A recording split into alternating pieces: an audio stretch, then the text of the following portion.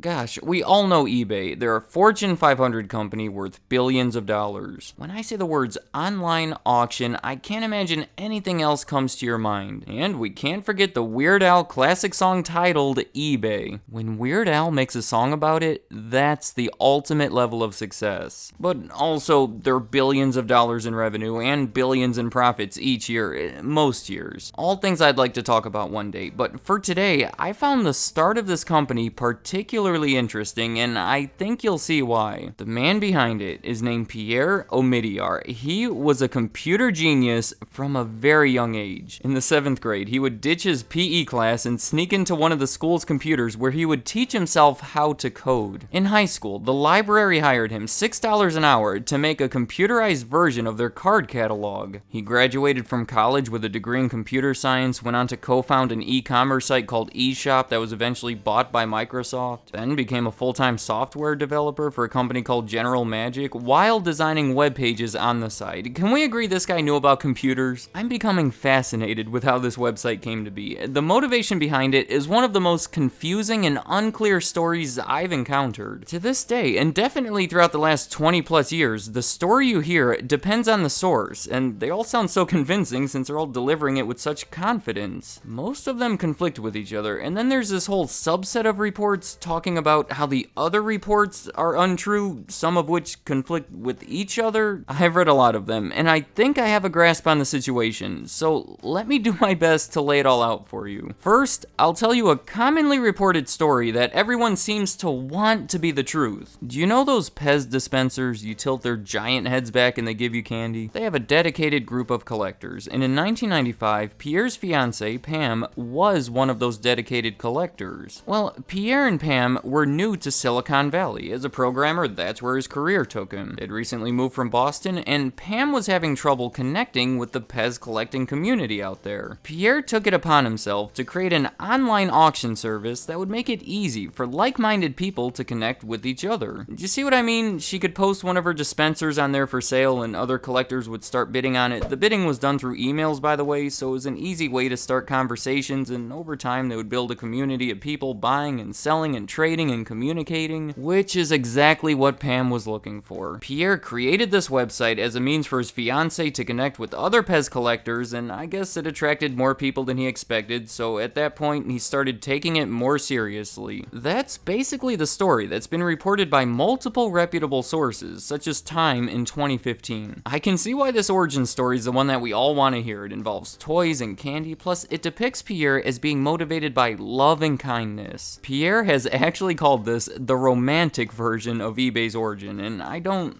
really believe any of it is true. Straight from the eBay website, a story is circulated that Pierre created eBay to help his wife collect Pez candy dispensers. Later it's revealed that the story was a fabricated one. That was part of the inspiration, but frankly, it was a small part of it for me. Here's what really happened. When eBay was in its early stages, in the 1990s, one of their employees who worked in public relations made up the story, or at least greatly exaggerated that aspect of it. Her name was Mary Lou Song, and she felt the reporters wouldn't be interested in the real story, so she made up something that she felt was more attractive and would help the emerging site get some free publicity. And then in 2003, she came forward with the truth and admitted everything. The funny thing to me is I find the real story to be much more interesting and inspirational. That whole Pez thing sounds kind of phony anyway, doesn't it? Alright, enough of all the nonsense. Let me do my best to explain what really happened. Pierre saw what he viewed as imperfections in the market. He first took note of it in the stock market when he tried to be part of an IPO, but the first lower price shares went to some favored buyers, and he wasn't able to buy his shares until the price had already gone up. He saw similar imperfections elsewhere and envisioned what's commonly referred to as a perfect marketplace. He thought an auction model would result in a fair market price, and you know what? I can't say it any better than Pierre himself. Instead of posting a classified ad saying, "I have this object for sale, give me $100, you post it and say, "Here's a minimum price. If there's more than one person interested, let them fight it out. The seller would by definition get the market price for that item, whatever that might be on a particular day. It makes sense to me, and let me just say, this guy amazes me. He had all these ideas floating around in his head, and obviously the coding knowledge of how to implement them, so he figured Labor Day is coming up, that'll be a 3-day weekend, I guess I'll make use of it and create eBay. I'm sure he wasn't that laid back about it, but the fact is, over that 3-day Labor Day weekend, he created the site that would later become eBay. Initially, he named it Auction Web. You know, even the source of the name eBay has conflicting reports. Being in Silicon Valley, I think some would assume it has something to do with the Bay Area, but actually, Pierre already had a side business where he did web consulting. That business was called Echo Bay, a name he came up with for no real reason other than the fact that he liked the way it sounded. So he was just going to call this new site EchoBay.com, which, believe it or not, was already taken because Echo Bay is an area in Nevada and there was a mining company over there that had already taken the name, so he simply shortened it to eBay.com.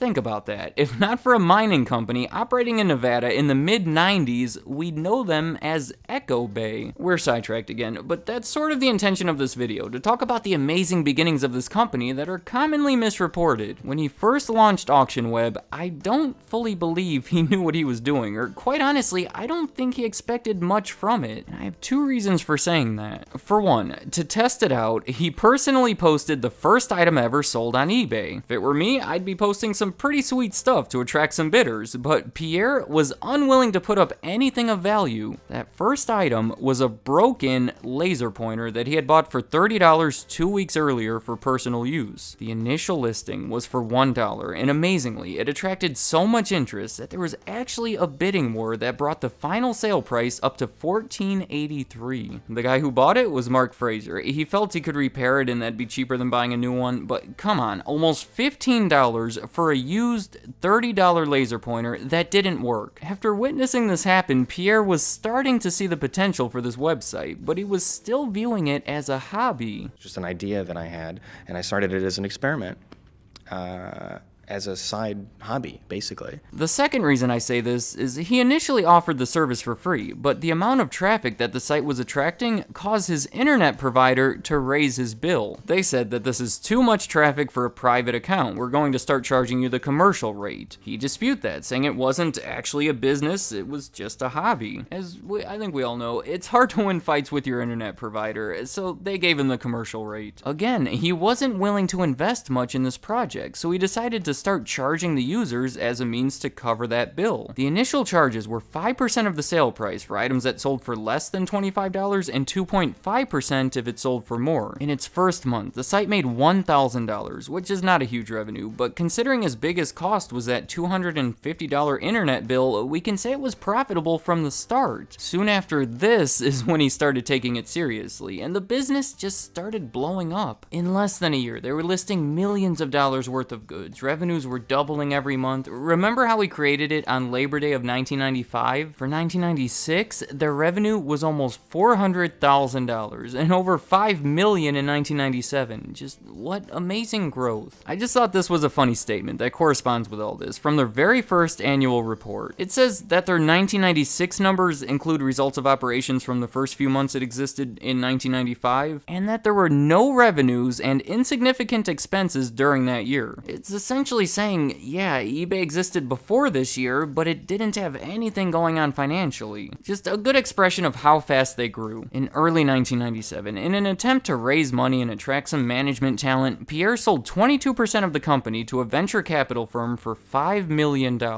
It's almost exactly what you see happen on every episode of Shark Tank, just a pretty big scale here. Soon after, they changed their name to eBay, redesigned the website, and just put that money to good use in other ways like advertising. And I want to mention this too. Also in 1997, Beanie Babies. That's when the fad started taking off, and over the next few years, they became a significant part of their business. Beanie Babies and eBay are such a perfect match for each other. We can say that eBay helped fuel the fad, and in return, the fad helped grow this emerging website. They're actually singled out along with the toys in one of their product headings, and at one point accounted for 10% of their total sales. And the story continues. In 1998, they had a very successful $63 million public offering, followed by skyrocketing stock prices and another public offering the following year. They started making acquisitions left and right around this time. They'd go on to acquire PayPal, Skype, StubHub, and seemingly countless others, but I'll leave that for a different video. Until then, let me know in the comments, what do you think about the start of eBay? A lot of misinformation out there, a lot of conflicting stories, so I did my best to weed out the truth and deliver to you what I found to be an amazing story. One person who treated auction web like a side project and, for lack of a better word, accidentally created one of the biggest internet companies ever to exist. I think the lesson here is try to recognize opportunity. This guy may be a genius in many aspects, but I refuse to believe that he saw the potential for his creation until it was right in front of his face. Selling a broken laser pointer, and he didn't start charging sellers because he thought it was the best decision for the business. He did it because he was unwilling to pay that $250 a month. This guy was a millionaire, by the way. He made a ton of money when he sold his company eShop to Microsoft 1 year earlier. Now, it all worked out for him, but I think we can agree these are pretty unusual circumstances. I imagine if most of us were that blind to an opportunity, it would have passed us up, so you have to be mindful. As I said, this story continues. I hardly talked about anything that's happened with eBay over the past 20 years, which is a lot. So let me know if you want me to follow up with a video about all of that. I'd like to hear what you have to say. Thank you for watching.